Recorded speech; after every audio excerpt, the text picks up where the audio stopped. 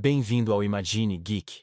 Hoje narraremos os acontecimentos de Solo Leveling Ragnarok, capítulo 42. Curta, comente e compartilhe com seus amigos o vídeo. Obrigado.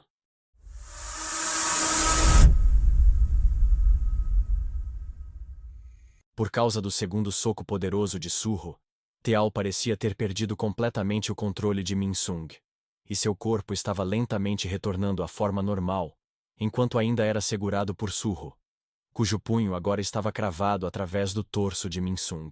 A carapaça externa que cobria o rosto de Minsung também havia sido destruída, expondo a pele real de seu rosto. Minsung tentou falar novamente, mas por mais que tentasse, sua mandíbula estava muito danificada para permitir que pronunciasse uma palavra.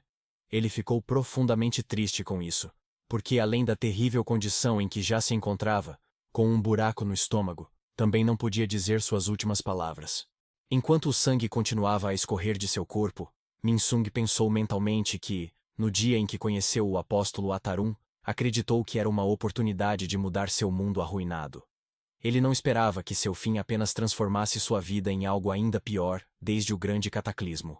Então, de repente, Minsung teve um flashback do momento em que Lin Tigu o convidou para formar uma guilda.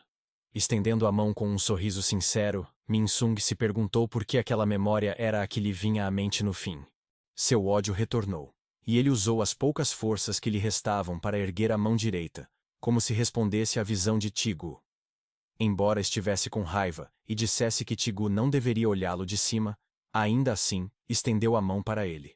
E no fim, o que permaneceu em sua mente foi a fúria de não querer ser menosprezado, pois ele era a estrela Li Minsung. Então, de repente, Minsung ficou chocado ao ver Surro olhando para ele com o que parecia ser piedade. Mas esses foram seus últimos pensamentos. Porque naquele momento ele morreu. O sistema confirmou. Surro recebeu pontos de experiência e subiu de nível novamente. E sua missão urgente, que exigia que ele matasse Minsung, estava agora concluída. Surro lentamente deitou o corpo de Minsung no chão, e ficou ajoelhado ao lado dele por um longo tempo.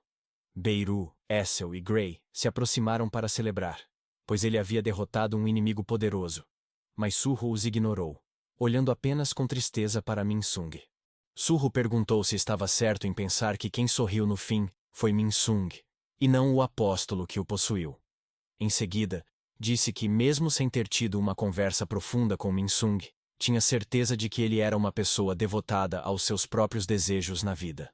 Beirut achou que Surro dizia tudo aquilo porque era a primeira vez que havia matado um humano, e talvez estivesse em choque. Então, Surro disse que havia uma coisa que percebeu graças a Minsung. Desde que se tornou um jogador capaz de subir de nível, só tinha dois objetivos na vida: encontrar sua mãe e se tornar um caçador capaz de ajudar seu pai.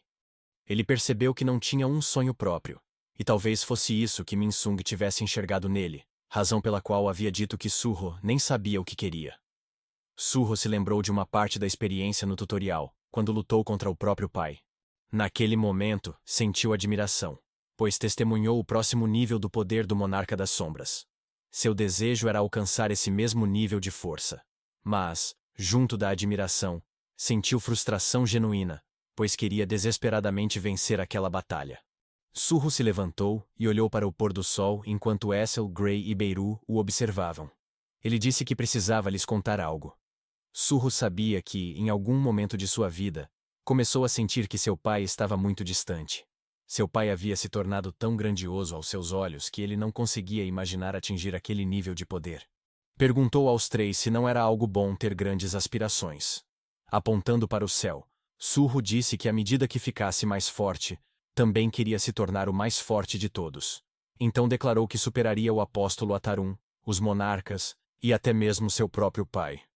E que esse era o sonho que agora escolhia para si.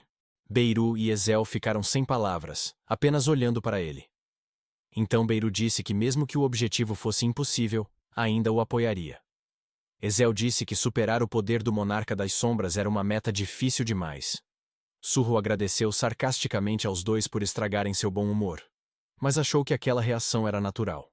Em seguida, verificou no sistema quais recompensas havia recebido pela batalha recente. Como havia subido vários níveis, agora alcançou o nível necessário para receber uma missão de avanço do sistema.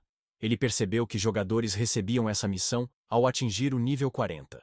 Suas estatísticas já haviam crescido bastante desde a última vez que vimos sua janela de status. E agora, no nível 40, ele poderia finalmente obter uma classe. Então vemos que Suho ainda estava sendo observado por Tiao à distância, quase de forma telepática. No momento em que Tiao localizou exatamente onde ele estava, voou imediatamente até o topo da montanha onde Minsung havia morrido. Tiao usava 4 asas angelicais que lhe permitiam voar em velocidade incrível. Sua cabeça ainda doía e ele se arrependia de ter subestimado o potencial de Suho durante a luta anterior usando o corpo de Minsung. Por isso, Tiao ficou ainda mais determinado a converter Suho em um crente. Uma das autoridades que Tiao havia obtido ao reunir seu fragmento era a escala da troca equivalente. Essa habilidade lhe permitia trocar algo que lhe pertencia por outra coisa de valor igual. E naquele momento, parecia ter escolhido 2 caçadores como alvo. De repente, os olhos dos 2 se arregalaram. Descobriu-se que eram crentes porque haviam consumido Stardust anteriormente. Assim, Tiao pôde usar a força vital deles e convertê-la em mana. Os 2 foram simplesmente azarados, assim como os outros caçadores próximos, por estarem perto demais de Tiao. Ele usou o mana deles para restaurar sua própria energia. Agora, Tiao tinha poder suficiente para mirar em Suho com seu arco e flecha mágicos. Usando a flecha como veículo para um fragmento estelar, ele sorriu confiante, certo de que conseguiria o que queria de Suho. Enquanto isso, Beirut falava com Suho, salivando provavelmente ao pensar em consumir outro corpo. Disse que cuidaria de obter informações sobre o apóstolo Atarum a partir das memórias de Minsung, consumindo seu corpo. Suho concordou em esperar. Seus pensamentos ainda estavam voltados para Minsung. Ele se perguntou se Minsung realmente havia ficado tão revoltado com o estado do mundo após o grande cataclismo. Então, Suho comparou a situação de Minsung à sua própria, como jogador. Mas seus pensamentos foram abruptamente interrompidos por um ataque surpresa por trás. O golpe de Teal atravessou o torso de Suho, inserindo com sucesso um fragmento estelar em seu corpo. Suho ficou totalmente chocado. Até Beirut e Gray não puderam acreditar na rapidez do ataque. Suho olhou para trás, para ver de onde e de quem veio o golpe, e seu rosto ficou pálido. Tiao estava à distância certa no ar, longe o bastante para não ser detectado facilmente por Suho ou Beirut, o que fez com que o disparo fosse bem sucedido. Ele sorriu confiante agora, sabendo que o fragmento estelar já começava a agir dentro do corpo de Suho. Suho gritou de dor, e caiu no chão devido à pressão intensa dentro de seu corpo, onde até sua própria autoridade das sombras resistia ao objeto estranho. Além disso, uma consciência estranha havia entrado em sua mente, contra a qual seu cérebro também lutava. Enquanto isso acontecia, o sistema também entrou em ação. Usando o efeito passivo Longevidade, que concedia imunidade a esse tipo de anomalia, o sistema tentou expurgar a influência do fragmento estelar do corpo de Suho. Porém, a habilidade falhou. E então Longevidade analisou a anomalia primeiro. Descobriu que era semelhante à infecção de Mistborn, que Suho já havia enfrentado antes. O sistema tentou purgar repetidas vezes, mas falhou em todas até começar a se desestabilizar. Parecia que Til havia conseguido obter a autoridade das trevas. Mas então, Tiao ficou chocado ao ver que a transformação de Suho em um crente havia parado pela metade.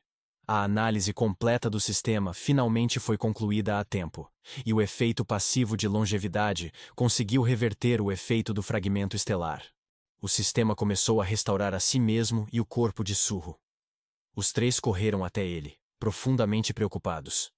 Suho ainda suava pelo estresse que havia passado, mas estava aliviado porque longevidade o salvou. Agora, precisava usar suas sombras para cobrir os ferimentos.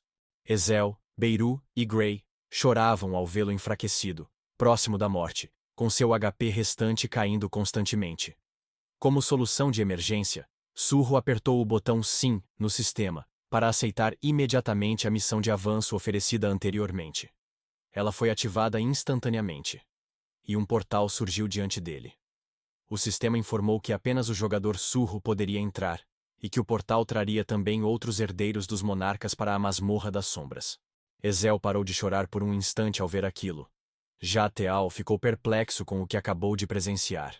Suho não tinha outra escolha, e entrou no portal. O ambiente estava totalmente escuro, e ele não podia ver nada.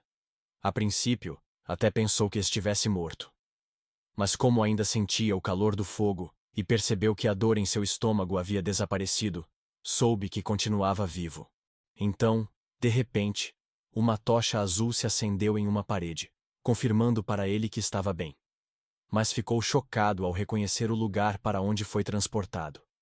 Não apenas seus ferimentos haviam sido totalmente curados, mas, mais importante ainda, o túnel para o qual havia sido levado pela missão de avanço era extremamente familiar.